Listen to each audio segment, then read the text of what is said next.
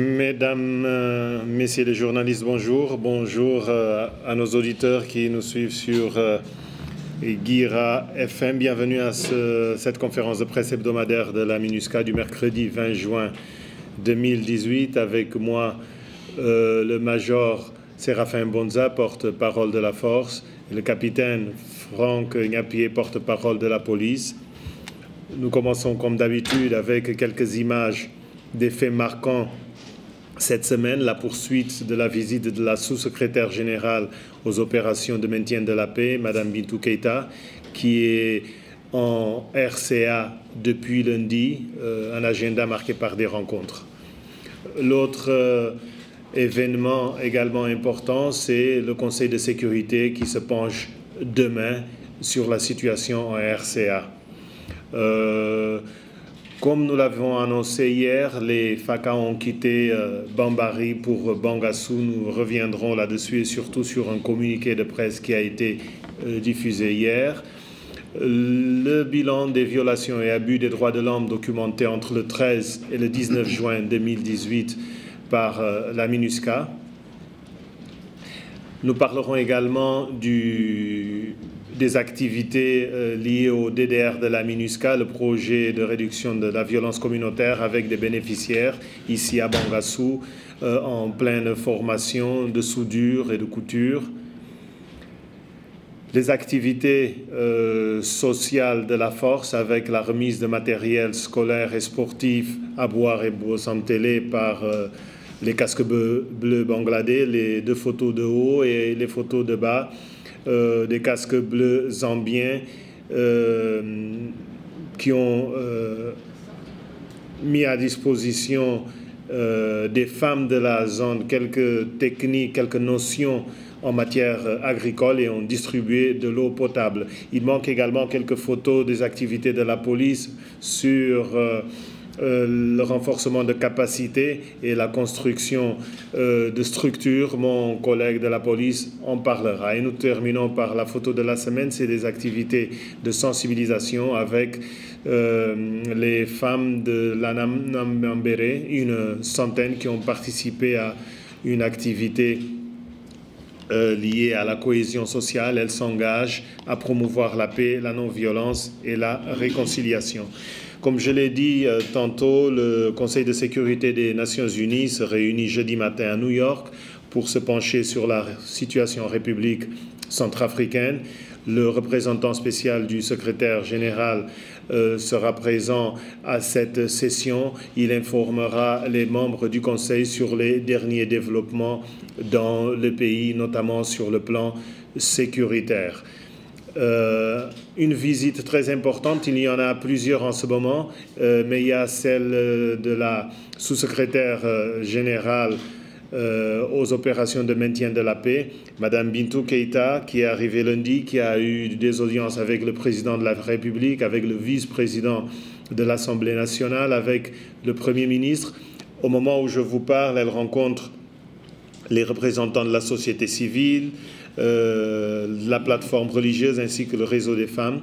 Cet après-midi, une réunion extrêmement importante avec les membres du panel de l'initiative de l'Union africaine. L'objectif de cette visite, justement, est de réaffirmer le soutien des Nations Unies à l'initiative de l'Union africaine. Cela suite à la visite il y a quelques semaines du sous-secrétaire général secrétaire général adjoint Jean-Pierre Lacroix, ainsi que du commissaire de l'Union africaine Smaïl Chergui. L'autre objectif de la visite de Mme Keïta, c'est d'apporter un soutien aux efforts de la MINUSCA en matière de consolidation de la paix et de développement dans le cadre de la visite des membres du Fonds de consolidation de la paix. Je le disais également, les FACA qui avaient quitté Bangui pour Bangassou via Bambari ont quitté le chef-lieu de la Waka hier matin, mardi. Ils sont accompagnés de casques bleus de la MINUSCA. Et à cette occasion, et en se rappelant de l'incident qui avait eu le 10 juin dernier, lorsque des éléments présumés de l'UPC avaient ouvert le feu sur le convoi, la MINUSCA a donc publié ce communiqué pour d'un côté, mettre en garde tous ceux qui seraient tentés d'entraver ce déplacement. Nous avons dit dans notre communauté, dans notre communiqué, que toute tentative de s'opposer de nouveau au déplacement des FACA sera considérée comme un crime grave et les coupables en seront tenus responsables. L'autre objectif, c'était également un appel aux populations pour leur dire, surtout celles qui résident le long de l'axe Bambari-Bangassou, à ne pas céder aux manipulations qui visent à détourner l'objectif du déploiement des FACA à Bangassou. L'objectif de ce déploiement dans la ville, nous l'avons dit, c'est de contribuer à la sécurisation de la ville et que ces éléments FACA travailleront en étroite coordination et collaboration avec les casques bleus de la MINUSCA, notamment par le biais de missions conjointes. Un mot de justice pour vous dire que la Cour pénale spéciale rencontrera la presse lundi prochain. On vous indiquera le lieu.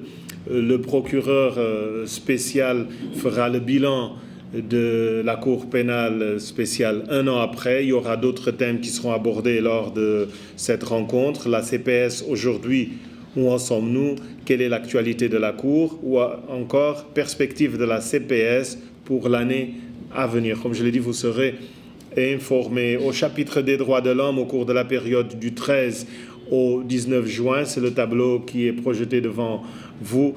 La division des droits de l'homme de la MINUSCA a documenté aussi bien à Bangui qu'à l'intérieur du pays 35 incidents qui ont fait 53 victimes.